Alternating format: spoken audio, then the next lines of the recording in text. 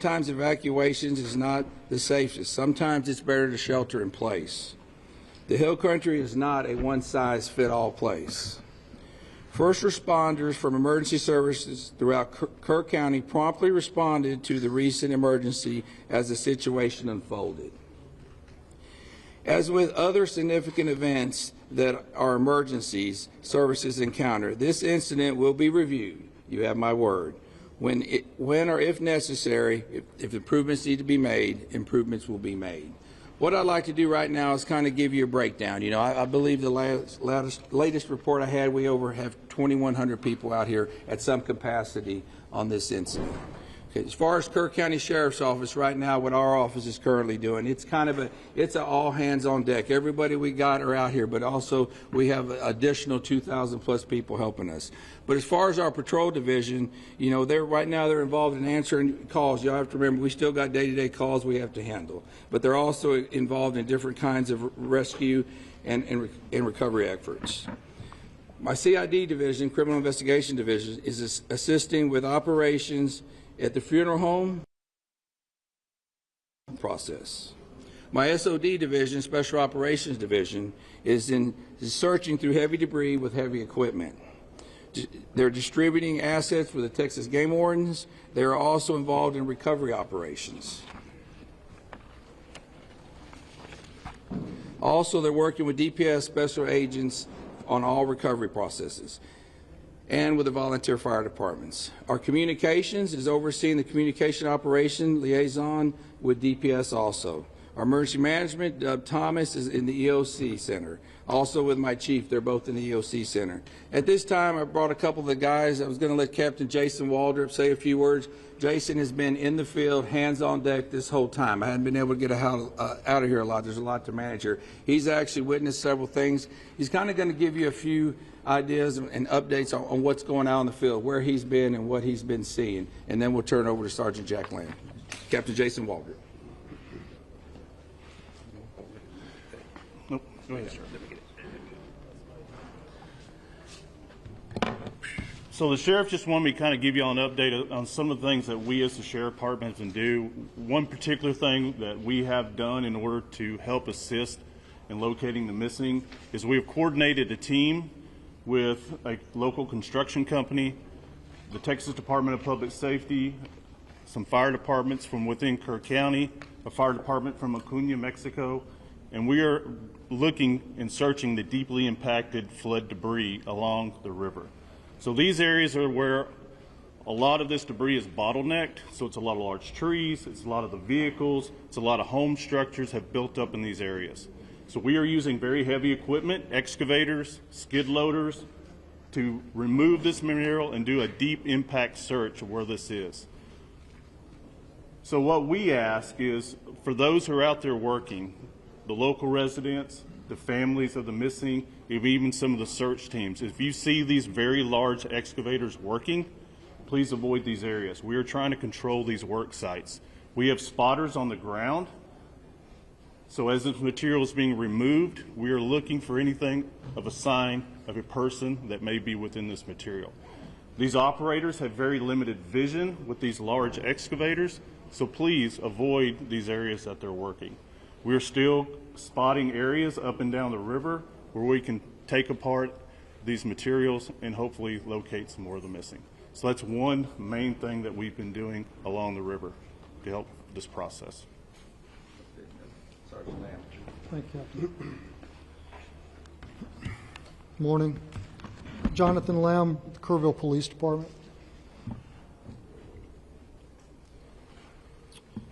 We want to remind folks that if you've reported a loved one missing and they've returned home safely or been found safely, it's vitally important that you let us know that that person is no longer among the missing.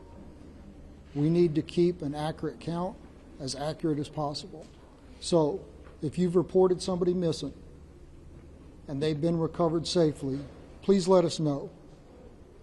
Go to the website, kerrvillemissing.dps.texas.gov, or call 830-258-1111. And once again, kerrvillemissing.dps.texas.gov,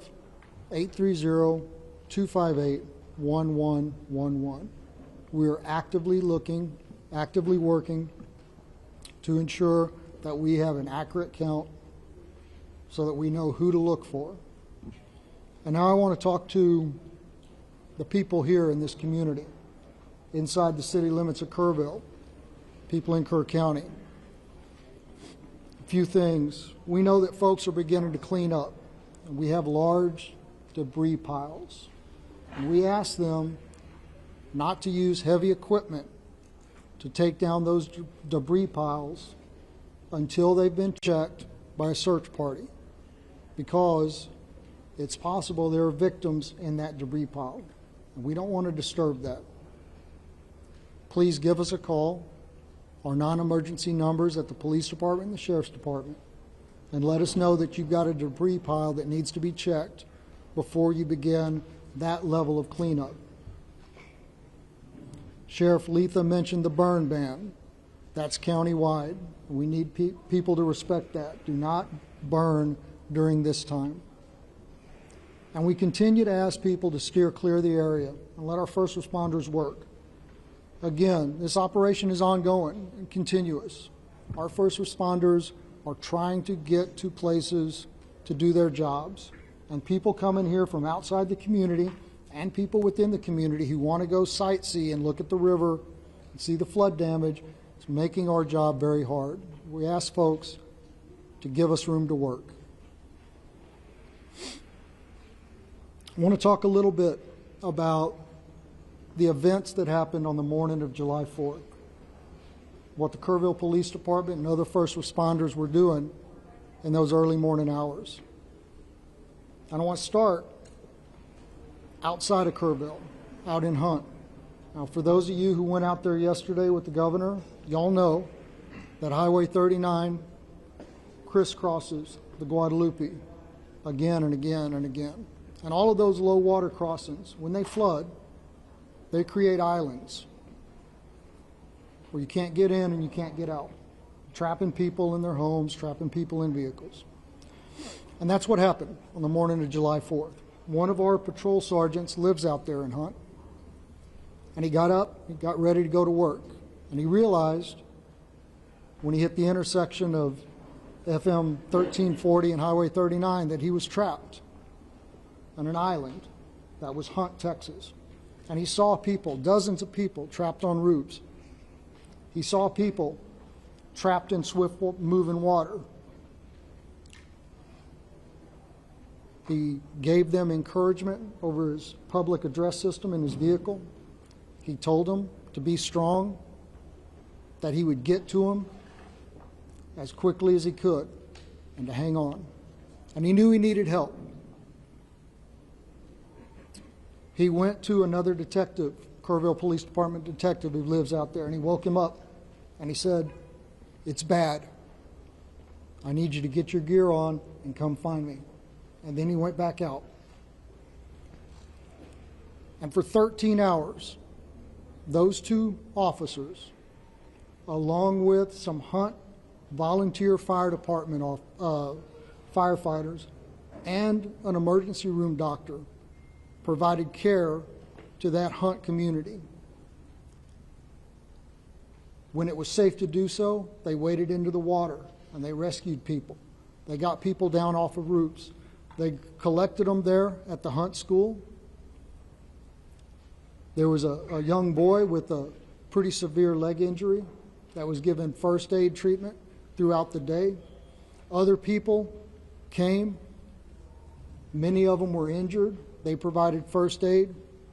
They coordinated helicopter evacuations for the most critically injured,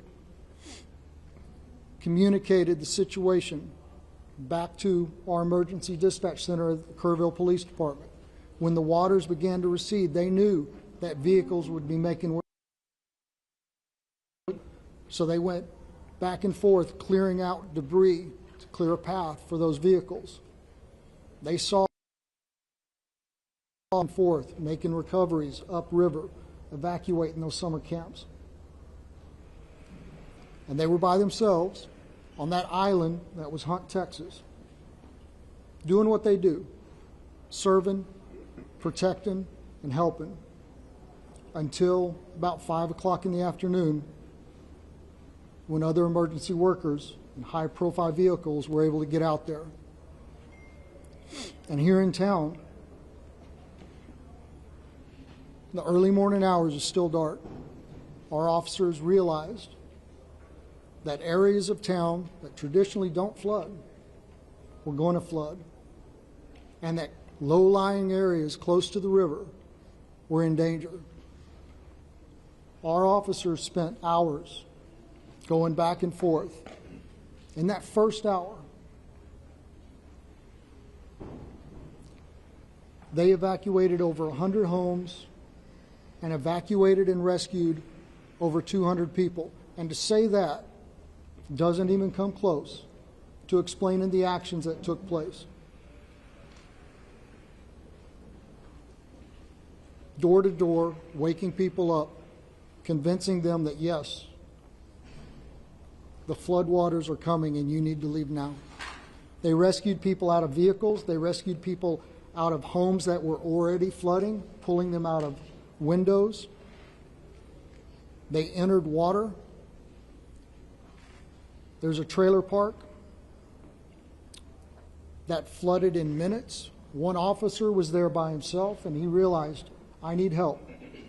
He sounded his siren, driving up and down those streets that were beginning to flood, calling on his PA system for folks to wake up and evacuate.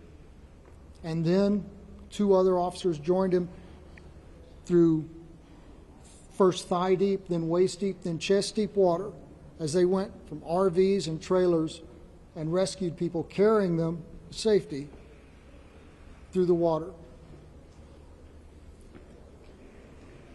Out on old FM 689, there were 2 people trapped in the water, clinging to a tree. 2 officers were there when the 3rd one drove up. And one of them was wrapping a 100-foot flex line garden hose around his waist to go into the water and rescue those people.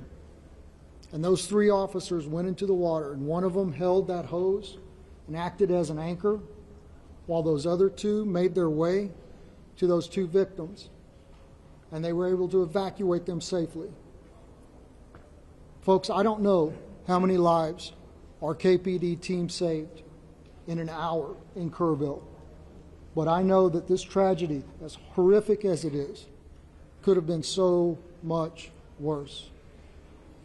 And finally, I want to tell you about a member of our KPD team. These guys have been working around the clock. 4th of July traditionally is a all hands on deck event for us, because we hold an amazing concert on the river. On July 4th, it was an all hands on deck event for a very different reason. But our officers have been working without time off, without any downtime, 16, 18, 20-hour shifts, without complaint. Yesterday was the first day we were able to give a couple of them some downtime. So we sent an officer home to rest. But rather than taking a day off, a much well-deserved day off, he got up and he put on his gear and he volunteered to go out on foot with a ground search party. And he spent his day up and down the Guadalupe River, going over, under, around trees, searching for victims to try and reunite the missing with their families.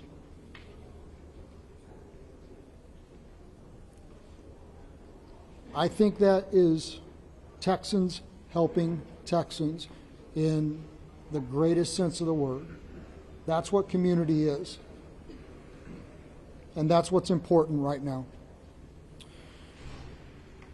I want to continue to thank y'all for helping us spread the messages that need to be spread. Before I open this up for a very few questions, just ask you to please, just ask you to please say your name and who you're with before we do that. Yes, sir, right here. Oh, I'm sorry. The mayor is supposed to speak now. I apologize. Mr. Mayor, I'm sorry. Good morning, everyone. As Jonathan Lamb has said, this is also a story of heroes. Kevin Walter, thank you for all you've done. Every first responder, thank you for all you have done. The recent numbers reported break my heart. And they break the heart of everyone up here, everyone who's been working since July the 4th.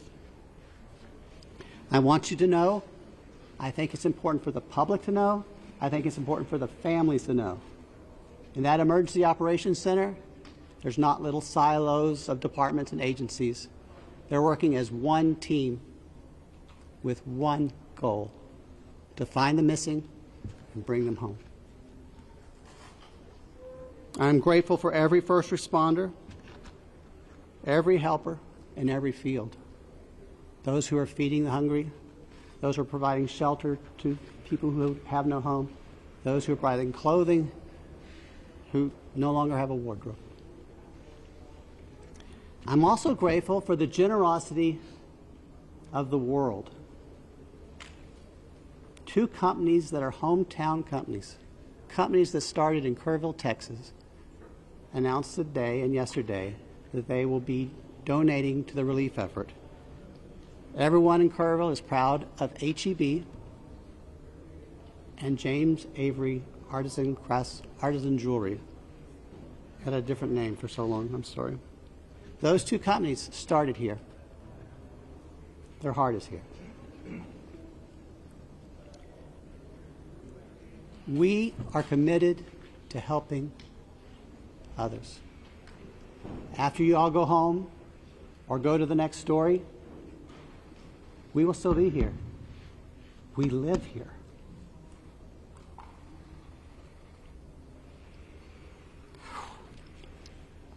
We've lost friends here. If you feel able to donate to the relief fund, the best source we are recommending is the Community Foundation of the Texas Hill Country. That's the community their website is communityfoundation.net. There's a link at the top of that page to help you donate. Now listen, I'm married to a retired first grade teacher.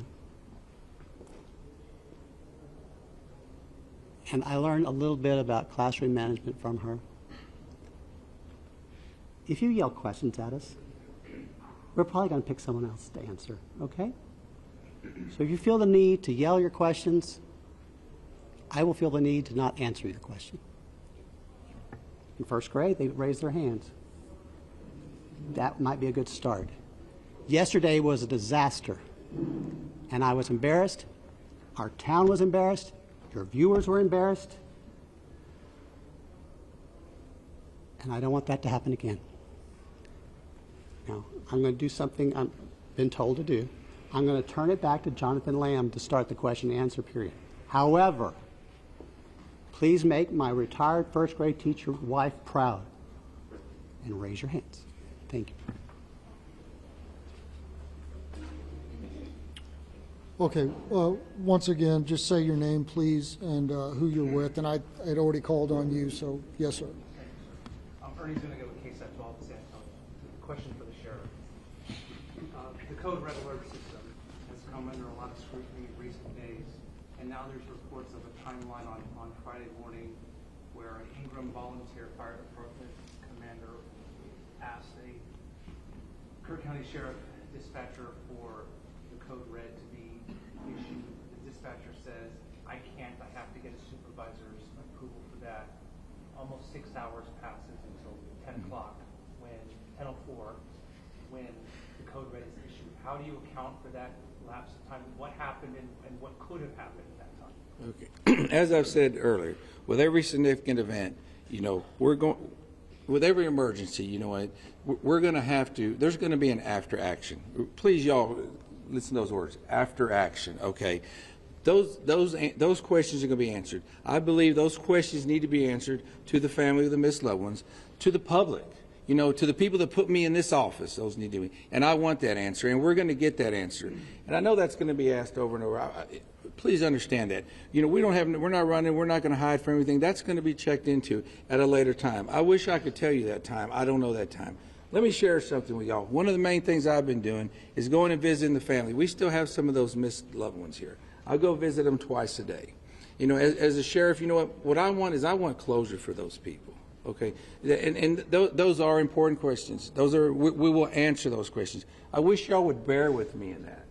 Okay, bear with me. We'll get them. I can't tell you in a week or two. Okay, we're going to get them. I'm not trying to deflect them. Okay, my primary. I mean, I asked you. I've been in this business 36 years. I don't know if any of y'all, how many of y'all have gave notifications, death notifications. I've done them. What is worse, a death notification or telling somebody I don't know where your loved one was?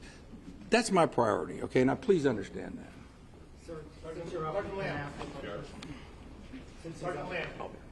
Sergeant Lamb. Tammy from the Hill Country Community Journal.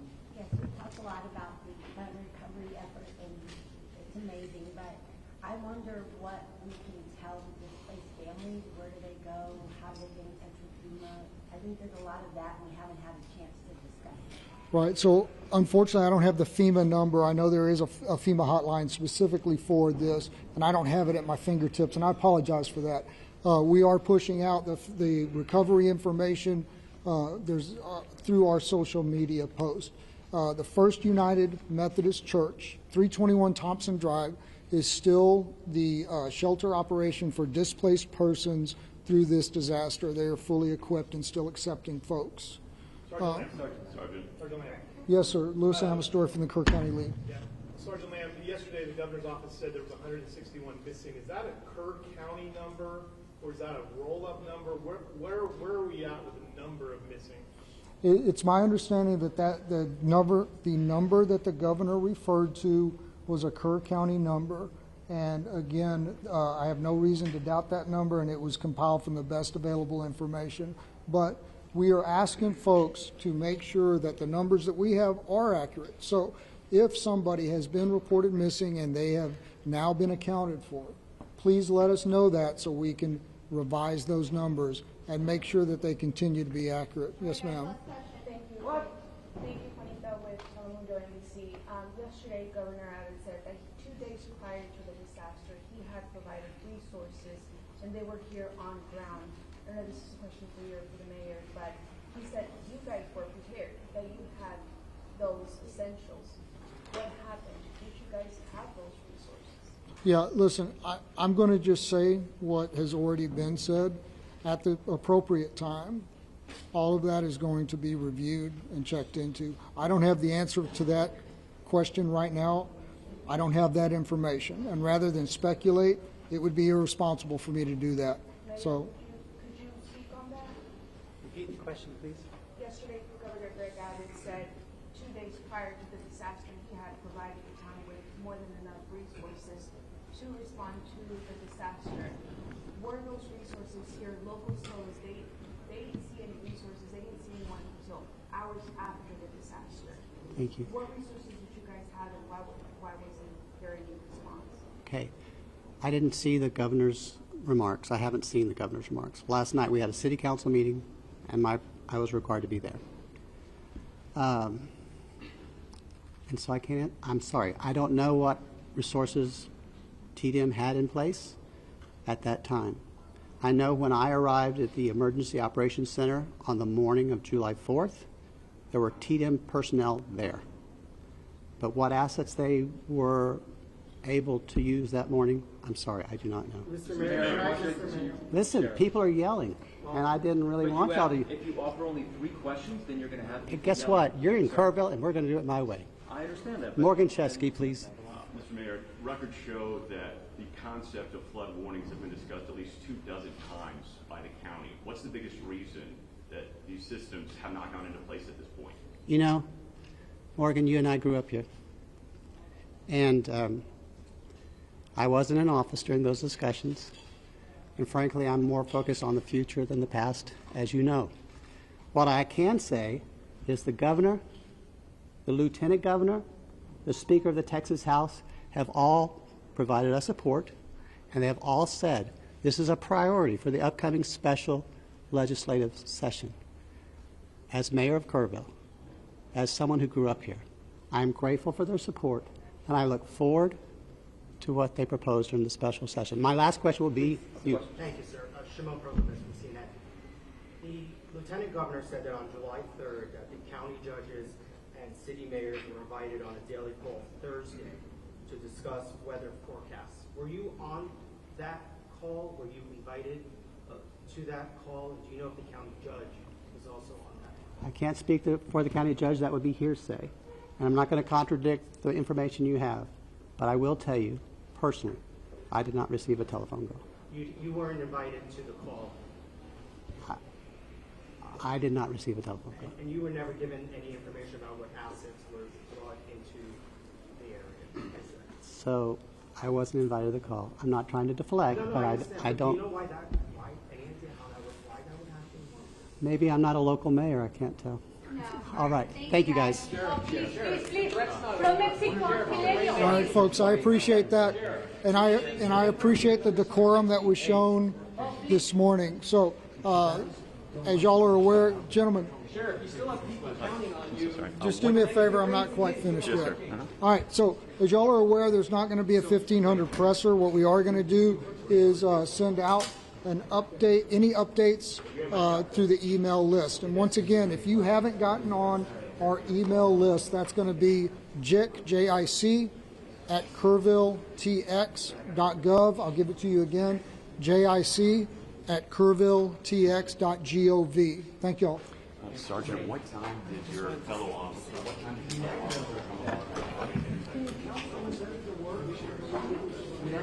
you